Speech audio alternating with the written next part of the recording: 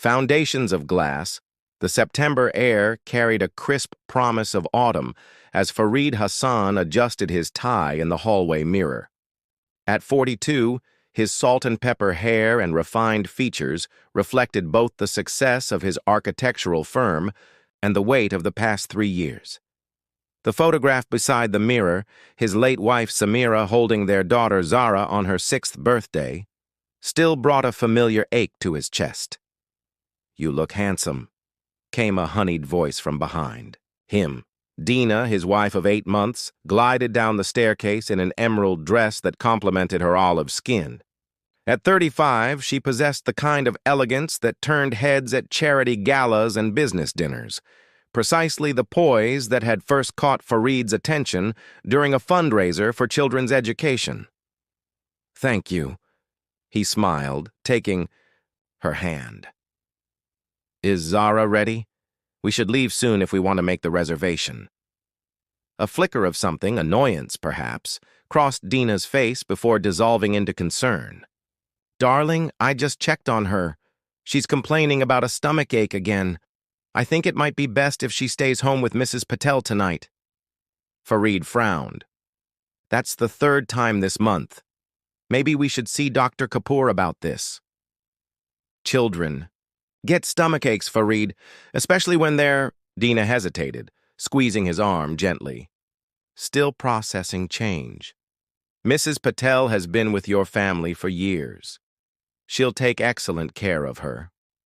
Upstairs in her bedroom, 9-year-old Zara Hassan sat cross-legged on her bed, sketching, in the notebook her father had given her last Christmas. Her dark curls fell across her face as she concentrated, adding shadows to the family portrait, Fareed, herself, and the faint outline of her mother drawn from memory. There was no space on the page for Dina. When footsteps approached her door, Zara quickly slid the notebook under her pillow. Her father's gentle knock was followed by his concerned face, peering around the door. "Betty, Dina says you're not feeling well again," Fareed said, sitting beside her on the bed. "What's wrong?" Zara avoided his eyes. "My stomach hurts. Is it something you ate? Or are you worried about something?" His hand was warm on her forehead, checking for fever, a gesture so reminiscent of her mother that Zara had to blink back tears. "I'm just tired, Baba. I'll be okay with Mrs. Patel." Fareed studied his daughter's face. Since Samira's car accident, 3 years ago, he'd watched Zara retreat into herself, becoming quieter and more reserved. He'd hoped that remarrying would provide stability, a complete family again. Dina had seemed so understanding during their courtship, so sympathetic to his situation as a widowed father. "We don't have to go out tonight," he offered. "I could stay home with you. We could watch that space documentary you like." Before Zara could respond, Dina appeared in the doorway, her smile strained at the edges. "Fareed, we can't cancel on the Sharmas again. This dinner has been planned for weeks." Her voice softened as she addressed Zara. "And Mrs. Patel has already prepared a special soup just for you, sweetheart. You'll feel better in no time."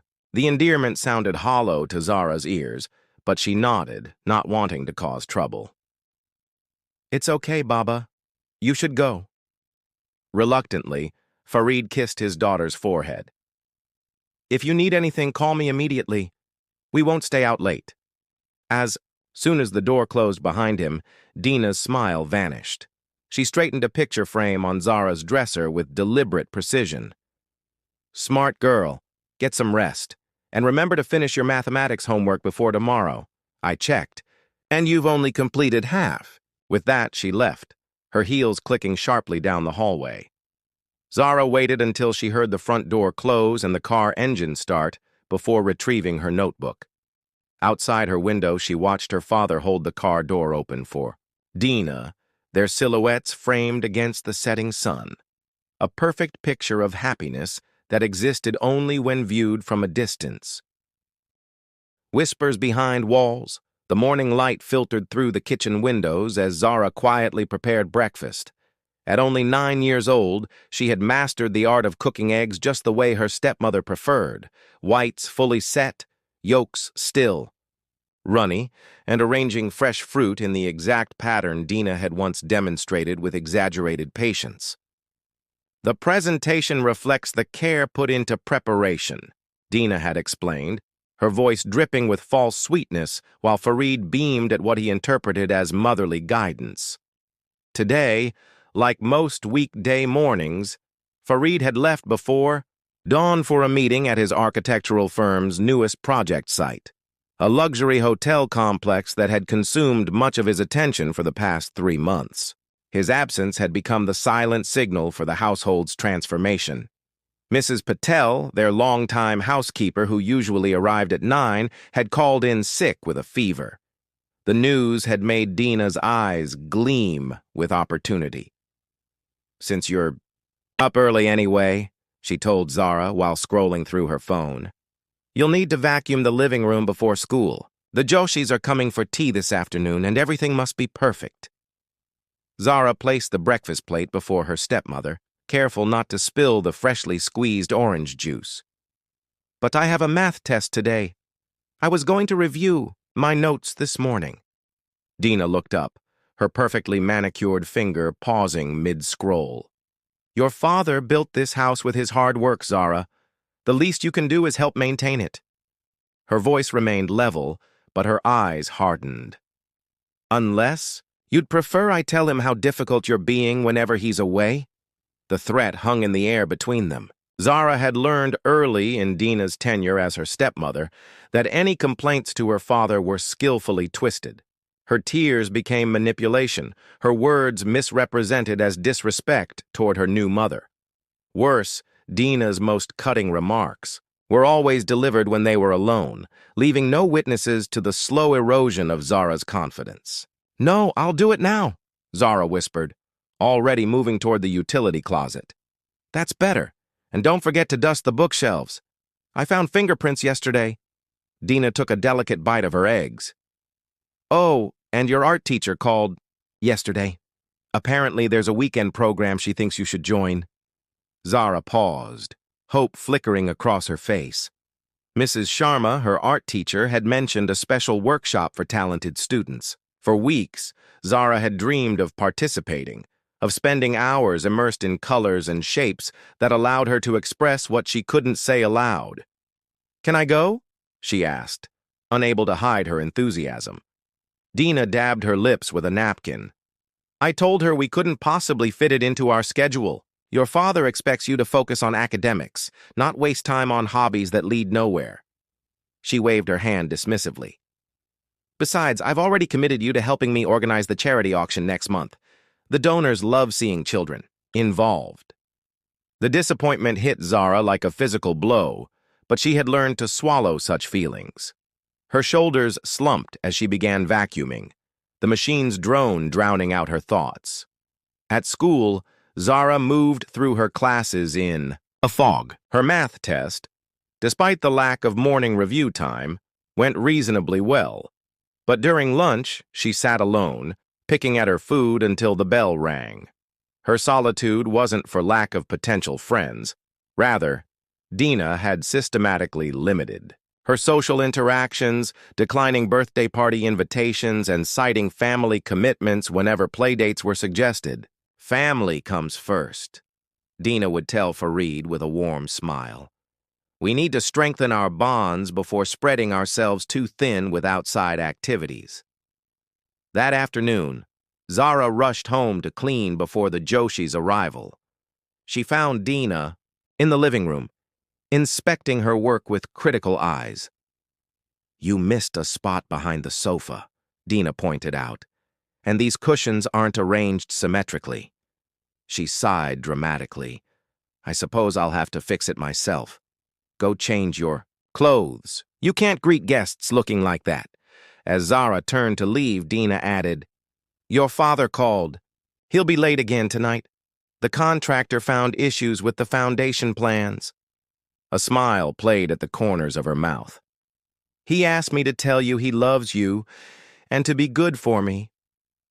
That night, after the Joshis had left with glowing impressions of their hostess's grace and the beautiful home she maintained, Zara sat at her desk, completing her homework. The house was quiet except for the occasional sound of Dina's voice on the phone downstairs, laughing with a friend about weekend plans at an exclusive spa. Zara pulled out her hidden sketchbook, not the one her teachers saw, but a smaller one tucked between her mattress and box spring.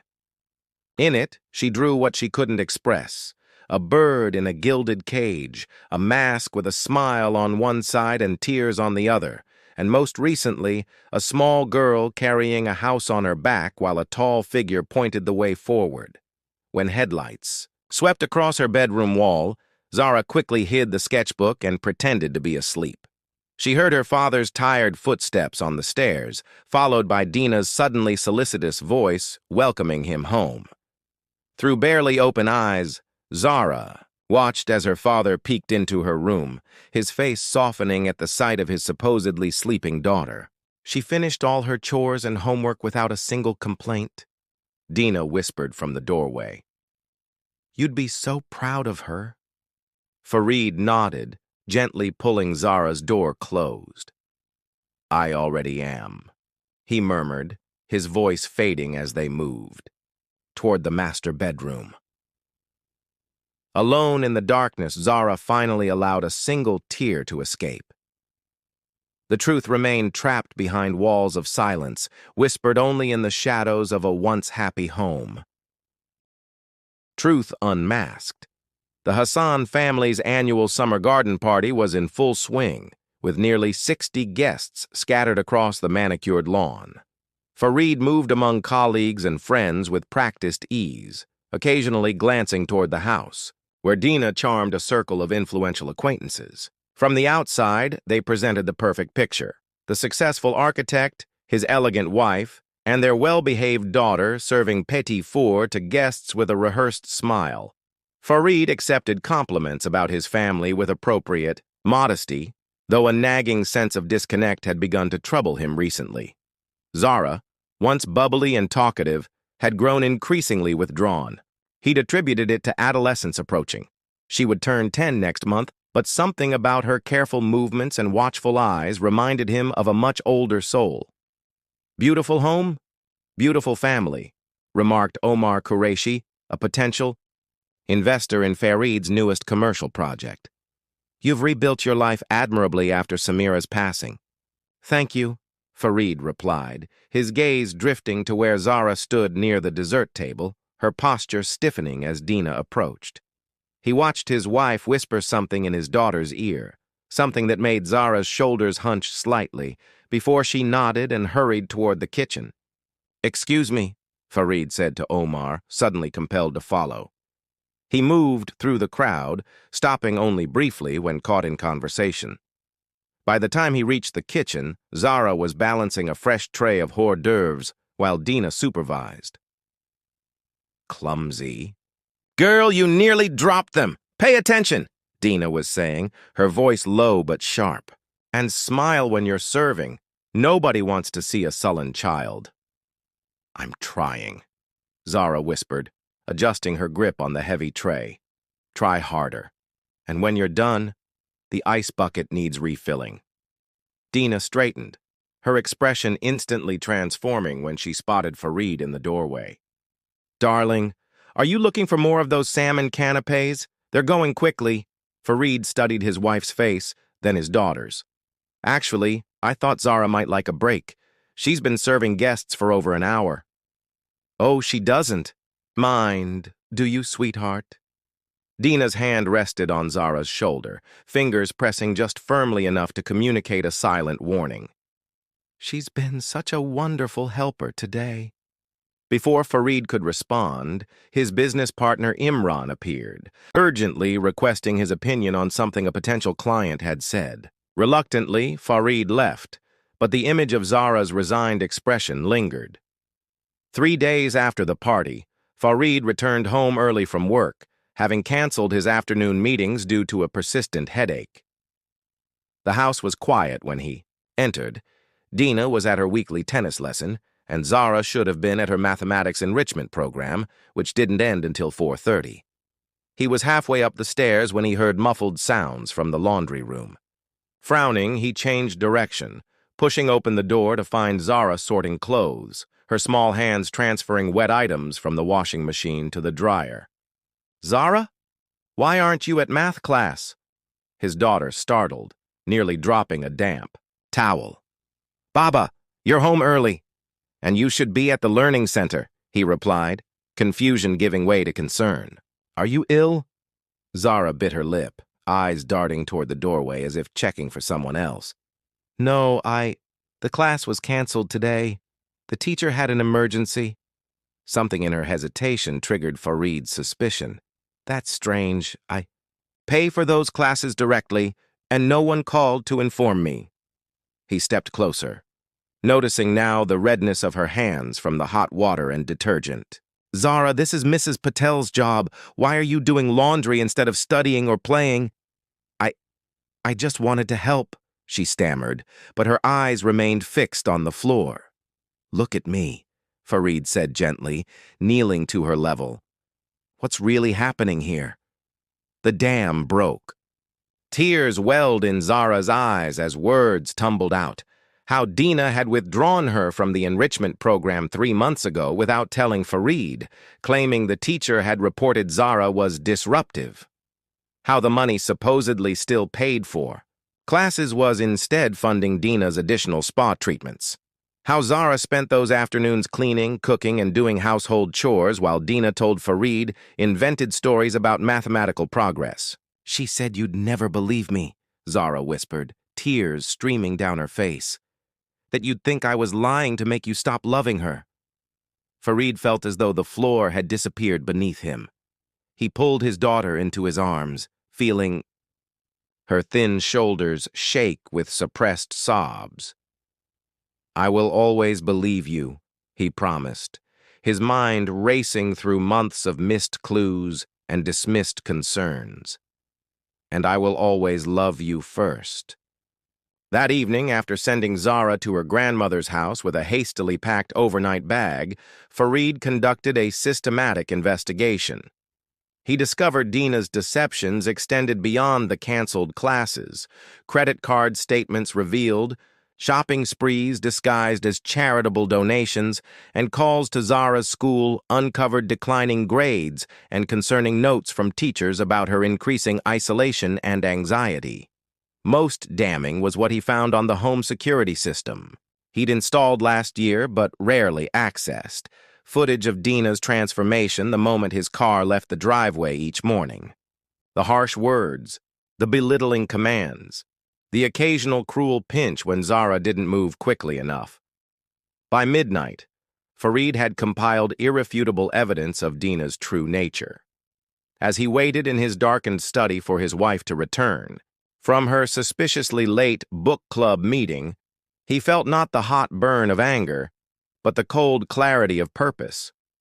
The foundations of glass upon which he'd rebuilt his family had shattered, revealing the shadows beneath the gleaming surface. Broken chains.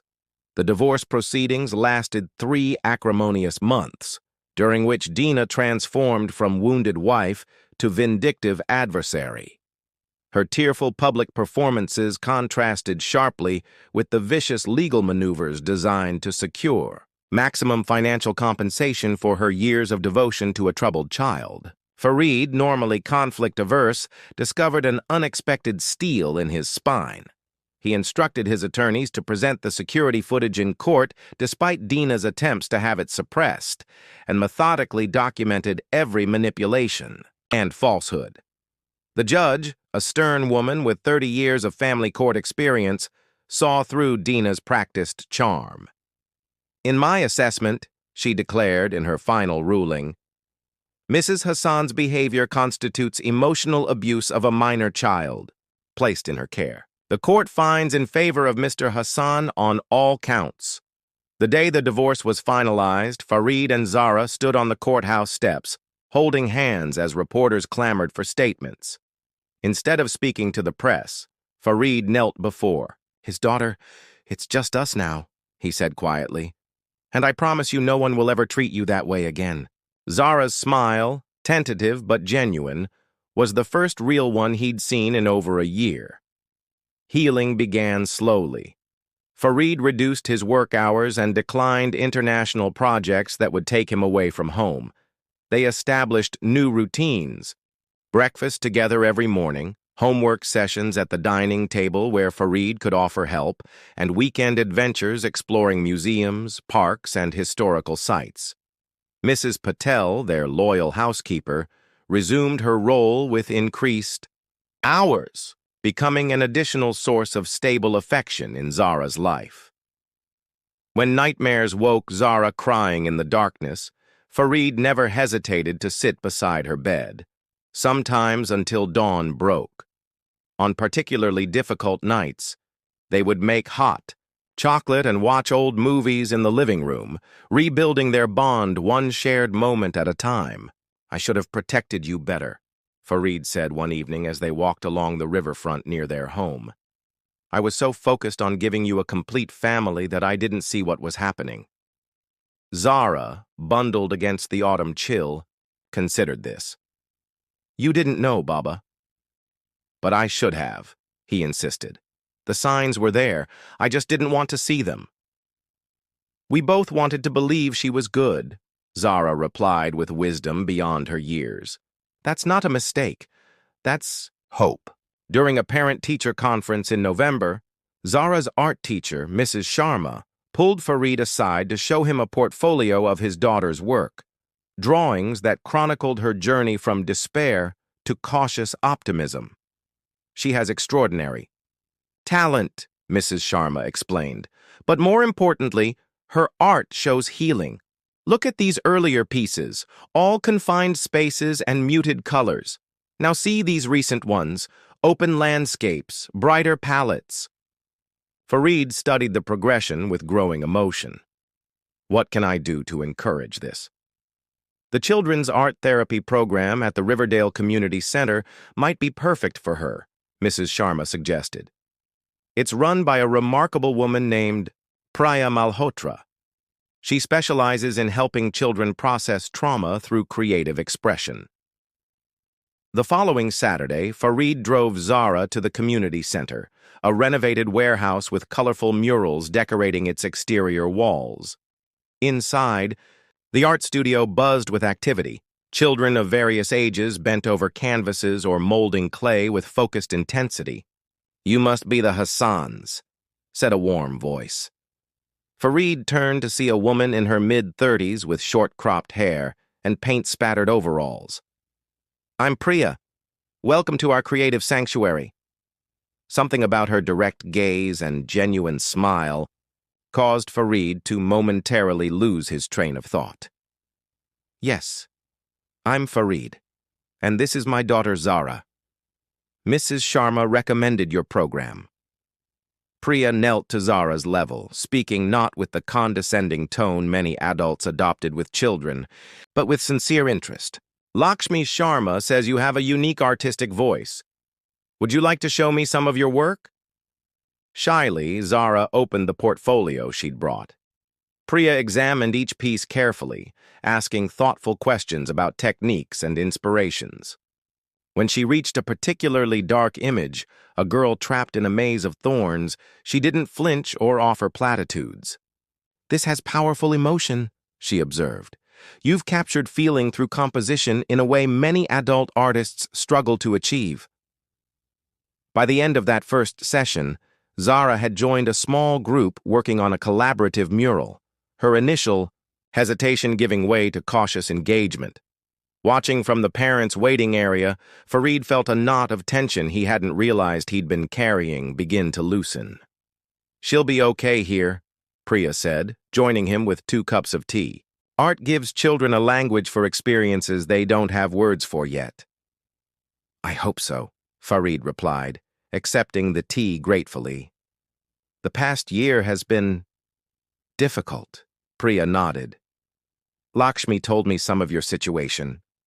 For what it's worth, I think you're doing the right things now, prioritizing Zara's healing, finding appropriate supports, being present." "I'm trying," he admitted. "Some days are better than others." "That's parenting," Priya said with a small smile. Even without the complications you've faced, one day at a time is the only way forward. As weeks passed, Zara blossomed in the art program. Her confidence grew not only in creative expression but in other areas. She rejoined the school science club she'd abandoned during Dina's tenure, reconnected with former friends, and gradually reclaimed her natural curiosity and enthusiasm. The chains of fear and silence that had bound their household slowly broke link by link, replaced by honest communication and renewed trust. Father and daughter established a new tradition of Sunday picnics in the botanical gardens, where they would read books side by side or simply enjoy the peaceful surroundings. During one such outing, Zara looked up from her sketch pad where she'd been capturing the delicate structure of a flowering bush. "Baba, are you happy now?" Farid considered the question seriously. "I'm happier than I was. Seeing you becoming yourself again brings me joy." He paused, running his hand over the picnic blanket. "Are you happy?" Zara nodded slowly. "Most days. Sometimes I still get scared that things will change again." "Change is part of life," Farid acknowledged. "But not all change is bad. And whatever changes come, we'll face them together." As winter settled over the city, transforming their world into a landscape of white, the Hassan household continued its gradual transformation, not back to what it had been before Dina, but into something new, a home rebuilt on foundations of honesty, respect, and unwavering love. Blossoms after. Rain Spring arrived with an explosion of color that seemed to mirror the transformation in the Hassan household. Cherry blossoms lined their street, scattering pale pink petals across the sidewalk, where Zara now skipped rather than trudged on her way to school. Inside their home, windows stood open to welcome fresh air, replacing the stifling atmosphere that had prevailed during Dina's reign. On Zara's 10th birthday, the first since the divorce, Farid watched with profound gratitude as his daughter blew out candles surrounded by friends she'd reconnected with and new ones made through the art program. Her laughter, once so rare, now filled their home regularly. "Make a wish," he encouraged as she leaned toward the flickering flames. "I already have what I wished for last year," she whispered to him later when the party guests had departed. They sat on the porch swing, watching fireflies emerge in the gathering dusk. "I wished for us to be happy again." Farid pulled her close, marveling at her resilience. "And are you? Happy?" She nodded against his shoulder. "Especially on Saturdays." Saturdays had become special. The day Zara spent 2 hours at Priya's advanced art workshop, while Farid used the time to catch up on reading or work. Afterward, the three of them often shared lunch at the small cafe adjacent to the community center, conversations flowing easily between art techniques, school projects, and Farid's architectural challenges. What had begun as professional respect between Farid and Priya had gradually evolved into friendship. He admired her practical wisdom and genuine compassion. She appreciated his thoughtful nature and unwavering commitment to his daughter. Neither rushed to define what was developing between them, both acutely aware of Zara's need for stability and Farid's determination to avoid repeating past mistakes. "Priya sees people," Zara observed one evening as they prepared dinner together, another new tradition. "Not just how they look, but who they are inside." Farid paused in chopping vegetables. "That's an insightful observation." "She saw me when I was still hiding," Zara continued, carefully measuring rice into the cooker as he had taught her. "And she sees you too, Baba." The summer brought new developments. Priya's art therapy program received a substantial grant allowing expansion into neighboring communities, and she asked Farid to consult on redesigning several spaces to better serve children with different needs.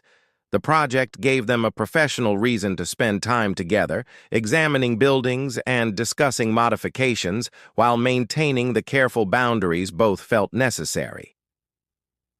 During one such site visit to a former community hall, they found themselves alone after the property manager was called away for an emergency. "This space has good bones," Farid observed, running his hand along a sturdy wooden beam. "But the lighting needs complete reconfiguration to make it work as a studio." Priya nodded, making notes on her tablet. "The children need natural light, whenever possible. Many of them have spent too much time in institutional settings with fluorescent lighting. We could extend these windows along the eastern wall," he suggested, sketching quickly on his notepad. "Morning light is gentlest for detailed work." She moved closer to see his drawing, their shoulders nearly touching. "That would be perfect. You truly understand what these spaces need to become." "I've had an excellent teacher," he replied, suddenly aware of how close they stood.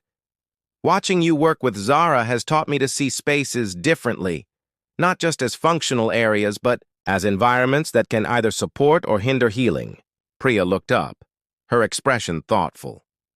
"Speaking of Zara, how is she handling the idea of starting middle school in the fall?"